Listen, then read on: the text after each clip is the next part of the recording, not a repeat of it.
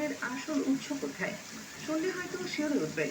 এই প্রলয়ঙ্কারী বন্যার শেকড় লুকিয়ে আছে হাজার মাইল দূরের দেশ চীনে। হ্যাঁ, চীন থেকে শুরু করে ভারতের আসাম ও মেঘালয় হয়ে সেই বিশাল জলরাশি এবার গিলে খেতে আসছে বাংলাদেশের বিস্তীর্ণ জনপদ। আপনার জেলা কি এই ভয়াবহ বন্যার উচ্চ ঝুঁকিতে রয়েছে? আপনার বসত বাড়ি কি তলিয়ে যাওয়ার পথে? আগামী ৭২ ঘন্টায় দেশের আবহাওয়া ঠিক কতটা ভয়ঙ্কর রূপ নিতে যাচ্ছে এবং এই পরিস্থিতিতে নিজেকে ও নিজের পরিবারকে সুরক্ষিত রাখতে কি করণীয়, তার সবকিছু বিস্তারিত জানতে ভিডিওটি না টেনে একদম শেষ পর্যন্ত দেখুন।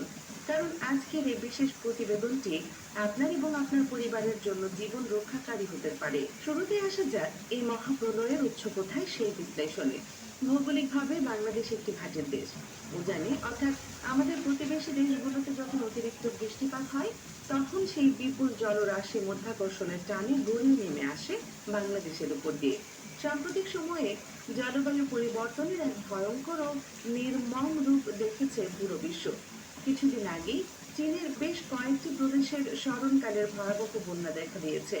চীনের সেই প্রমত্তা নদীগুলোর উদ্ধৃত পানি গড়িয়ে নেমেছে ভারতের আসাম এবং মেঘালয়